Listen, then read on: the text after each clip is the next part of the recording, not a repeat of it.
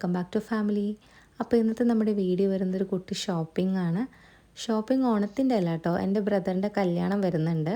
Brother means അമ്മയുടെ ചേച്ചിയുടെ മോൻ്റെ കല്യാണമാണ്.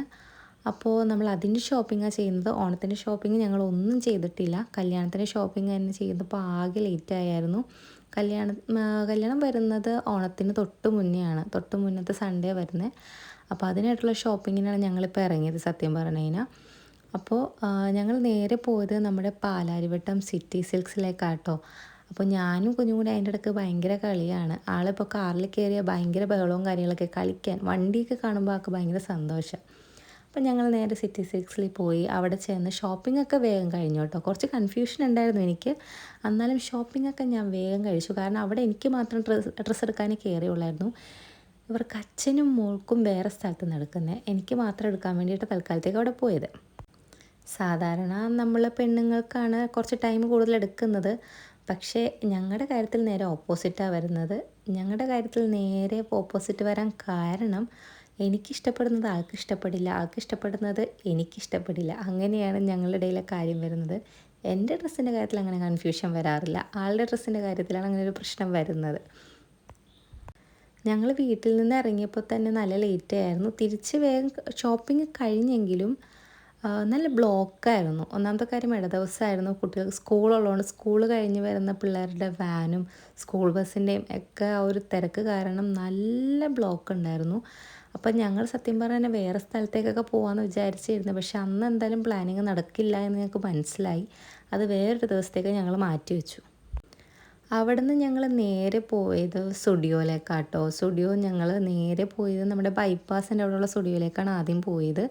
അവിടെ പോയിട്ട് നമുക്ക് കാക്കനാട് സ്റ്റുഡിയോയിൽ പോയി നോക്കാമെന്ന് പറഞ്ഞു. ഞങ്ങൾ നേരെ ബൈപ്പാസിൻ്റെ അവിടെ സ്റ്റുഡിയോയിലേക്ക് പോയിട്ട് അവിടുത്തെ കളക്ഷൻ നോക്കാൻ വേണ്ടി പോയതാണ്. ഞങ്ങൾ വിചാരിച്ചു പുതിയ കളക്ഷൻ വന്നിട്ടുണ്ടാവുന്നു, പക്ഷേ ഈ ഇടയ്ക്കൊരു സെയിൽ വന്നില്ലേ. സെയിൽ വന്നിട്ട് അവരെല്ലാം കൂടി ലാസ്റ്റ് വന്ന് മിക്സപ്പ് ആക്കി അങ്ങനെ ഇട്ട് ഭയങ്കര കൺജസ്റ്റഡ് ആയിട്ട് കിടക്കുമായിരുന്നു. അപ്പോൾ എനിക്കൊന്നും ഇഷ്ടമായില്ല. ഞങ്ങൾ അവിടെ നിന്ന് നേരെ പോന്നു.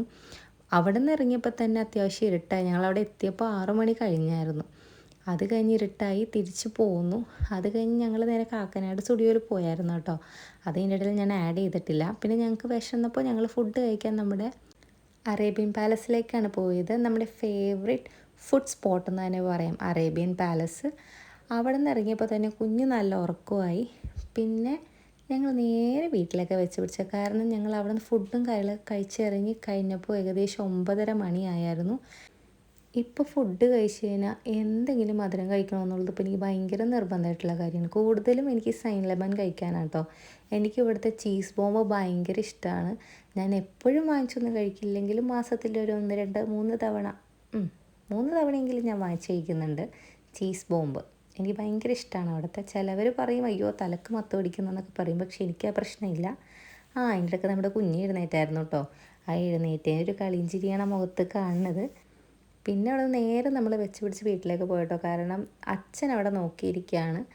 ഇപ്പോൾ വാവ വന്നതിന് ശേഷം 9:30 മണിക്ക് കിടന്നുകൊണ്ടിരുന്ന അച്ഛൻ ഇപ്പോൾ 10:30 മണിയായാലും കിടക്കാറില്ല, കാരണം ഇയാളെടുക്കാതെ അച്ഛൻ കിടന്നുറങ്ങില്ല. അങ്ങനെ ഞങ്ങൾ വീട്ടിലെത്തി ചീസ് ബോംബൊക്കെ കഴിച്ചു. ചീസ് ബോംബ് കഴിച്ചുകൊണ്ടിരുന്നപ്പോൾ അവിടുത്തെ അയ്യോ വീഡിയോ എടുത്തില്ലല്ലോ, പകുതിയായി കഴിച്ചത് വേറെ കാര്യം. അങ്ങനെ ഞങ്ങൾ നേരെ കുളിച്ച് സെറ്റായിട്ട് നേരെ ബെഡിൽ കയറി കിടന്നുറങ്ങി. അപ്പോൾ ഇന്നത്തെ നമ്മുടെ വീഡിയോ ഇത്രേ ഉള്ളൂ. ഇഷ്ടമായെങ്കിൽ ലൈക്ക് ചെയ്യുക, ഷെയർ ചെയ്യുക, സബ്സ്ക്രൈബ് ചെയ്യുക. ബൈ.